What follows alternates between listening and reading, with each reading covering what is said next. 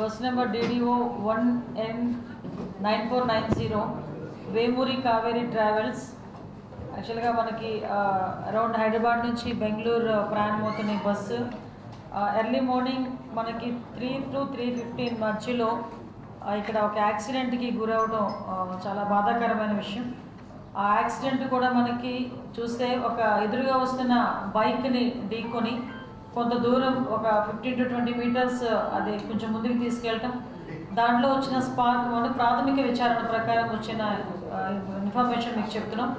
దాంట్లో చిన్న స్పార్క్ వల్ల కొంచెం దాంట్లో మంటలు చెలరేగటం, ఆ మంటలు చెలరేగి అక్కడ చాలామంది సుమారుగా మనకి 19 మంది 17 మంది పెద్దవాళ్ళు 2 చిన్నపిల్లలు చనిపోవటం అనేది నిజంగా చాలా దురదృష్టకరమైన సంఘటన.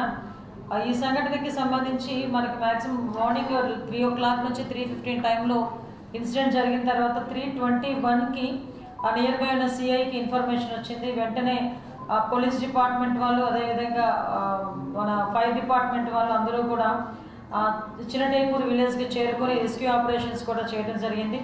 ఇమీడియట్గా ఇన్సిడెంట్ తెలుసుకున్న వెంటనే గౌరవ ముఖ్యమంత్రి గారికి ఇన్ఫర్మేషన్ మా డీజీపీ గారు, అదేవిధంగా మా నేషనల్ ఇంటెలిజెన్స్ వాళ్ళందరూ కూడా ఇన్ఫర్మేషన్ ఇవ్వటం, మాకు కూడా ఇన్ఫర్మేషన్ ఇచ్చిన వెంటనే నియర్ బై ఉన్న మా పొలిటికల్ లీడర్స్ అందరికీ కూడా మంత్రి గారు వనపల్లి రామప్రసాద్ రెడ్డి గారికి, అదేవిధంగా లోకల్ ఎమ్మెల్యే చెత్తారెడ్డి గారికి, ఎంపీ గారికి అందరికీ కూడా ఇన్ఫర్మేషన్ ఇస్తే అరౌండ్ 6-6:30 కల్లా మ్యాక్సిమం ఎమ్మెల్యే ఎంపీ వాళ్ళు కూడా అక్కడికి వచ్చి ఆ రెస్క్యూ ఆపరేషన్స్లో కూడా వాళ్ళు కూడా సహాయ సహకారాలు అందించారు. అదేవిధంగా మంత్రి గారు కూడా వితిన్ 2 hours మనకి 9-10 కల్లా అక్కడికి ఇంచుమించుగా చేరుకొని పరిస్థితి అంతా సమీక్షించడం జరిగింది. ఓవరాల్గా చూస్తే టోటల్ పాసెంజర్స్ బస్సులో 39 మంది పెద్దవాళ్ళు, 4 చిన్నవాళ్ళు, 2 అన్ఐడెంటిఫైడ్ ఉన్నారు. ఈ అన్ఐడెంటిఫైడ్ కూడా ఏంటంటే ఆరామ్ గారు అని చెప్పి చౌరాస్తా దగ్గర 2 కూడా ఎక్కడం జరిగింది. అందులో ఒకరు దిగిపోయారు, ఒకరు ఉన్నారు అందులో.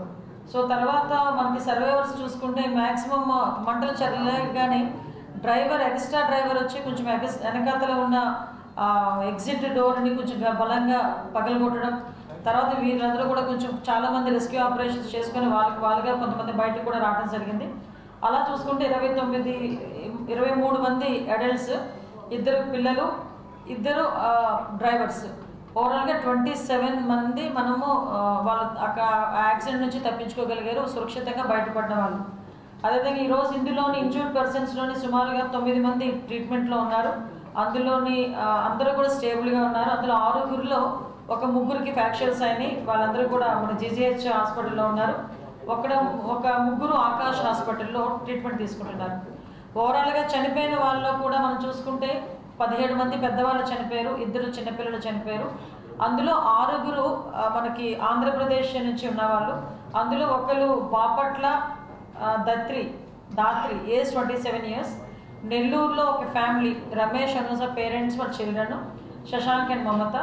నెక్స్ట్ కోనసీమ నుంచి శ్రీనివాస్ రెడ్డి 40 years రావులపాలెం. వీళ్ళతో పాటు 6గురు తెలంగాణ నుంచి, ఒకరు ఒడిస్సా నుంచి, ఒకరు బీహార్ నుంచి, 2 తమిళనాడు నుంచి, ఇంకొక 2 కర్ణాటక నుంచి. వీళ్ళు కాక ఒకటి అన్ఐడెంటిఫైడ్ బాడీ ఒకటి ఉంది. సో ఇది మొత్తం లిస్ట్ అండి. ఇమీడియట్గా తెలుసుకున్న వెంటనే మన కేసు కూడా రిజిస్టర్ చేయడం జరిగింది. ఆ రిజిస్టర్ జరిగిన తర్వాత అక్కడ ఎంక్వైరీ చేశారు. డ్రైవర్ కూడా మా కస్టడీలో ఉన్నారు. వాళ్ళు చెప్పిన ప్రాథమిక సమాచారం మేరకు అక్కడ నుంచి కూడా మనకు ఎంక్వైరీ జరుగుతుంది, ఇన్వెస్టిగేషన్ జరుగుతుంది. ఈరోజు ఇందాక మేమందరం కూడా వచ్చి అక్కడ స్పాట్ కూడా చూడటం జరిగింది. ఓవరాల్గా చూస్తే ఇది ఒక బండి దగ్గర చనిపోయిన వ్యక్తి అవుతున్నారు, బుచ్చల శివశంకర్, తాండ్రపాడు విలేజ్, కర్నూలులోనే. అతని ఏజ్ కూడా 24 years. సో ఇది కాక మనం చూసుకుంటానంటే ఒకసారి ఓవరాల్గా ఇది అన్నింటినీ కూడా మ్యాక్సిమం, ఎందుకంటే బాడీస్ అన్నీ కూడా పూర్తిగా కాలిపోయినాయి, అంటే మనం గుర్తుపడడానికి కూడా వీలు లేకుండా ఉన్నాయి పొజిషన్లో ఉన్నాయి. చాలా ప్యాథటిక్ సిచ్యువేషన్, చాలా ప్యానిక్ సిచ్యువేషన్. ఆ సిచ్యువేషన్ని నిజంగా అటువంటి సిచ్యువేషన్ నుంచి 27 మంది బయటపడడం అనేదే నిజంగా చాలా అదృష్టం అనుకోవాలి. ఒక పక్క దురదృష్టం, ఒక పక్క అదృష్టం. ఇమీడియట్గా వాళ్ళ బాడీస్ని కూడా మనం ఐడెంటిఫై చేయాలి కాబట్టి మన ఫోరెన్సిక్కి సంబంధించి సుమారుగా 16 టీములు వేయడం జరిగిందండి. అందులో ఎస్పెషల్లీ 10 టీములు కేవలం DNA టెస్ట్ చేయడానికి 10 టీములు ఏర్పాటు చేయడం జరిగింది.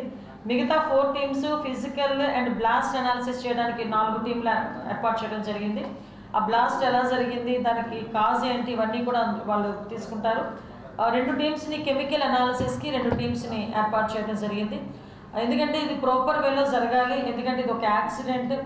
ఇన్సూరెన్స్లో సంబంధించిన తర్వాత విషయాల్లో కూడా ఎక్కడ ఎవరికి ఇబ్బంది కలగకూడదు. ఏ ఫ్యామిలీకి సంబంధించిన వ్యక్తి డెడ్ బాడీ ఆ ఫ్యామిలీకి చేరాలి, వాళ్ళు దహన సంస్కారాలు చేసుకుంటారు. కాబట్టి DNA శాంపిల్స్ తీసుకొని వాళ్ళతో మ్యాచ్ చేసి వీటన్నిటికీ కూడా కొంచెం టైం పడుతుంది. But as well as possible forensic department అంతా చాలా అలర్ట్గా ఉంది, పోలీస్ డిపార్ట్మెంట్ అంతా చాలా అలర్ట్గా ఉంది. యాజ్ వెల్ యాజ్ పాసిబుల్ వాళ్ళకు కూడా హ్యాండ్ ఓవర్ చేస్తాము. నిజంగా ఇటువంటి సంఘటనలు పునరావృతం కాకుండా చూసుకోవాల్సిన బాధ్యత కూడా మనందరి మీద కూడా ఉంది. దీనికి వాళ్ళ కుటుంబాలకి ప్రగాఢ సానుభూతిని తెలియజేసుకుంటూ చనిపోయిన వాళ్ళ ఆత్మలు శాంతించాలని మనస్ఫూర్తిగా కోరుకుంటున్నాను. ఆల్రెడీ మా దగ్గర ఉన్న డ్రైవర్ ఏంటంటే పడుకున్న అతను స్పేర్ డ్రైవర్ ఫస్ట్ మా కస్టడీలోకి వచ్చారు.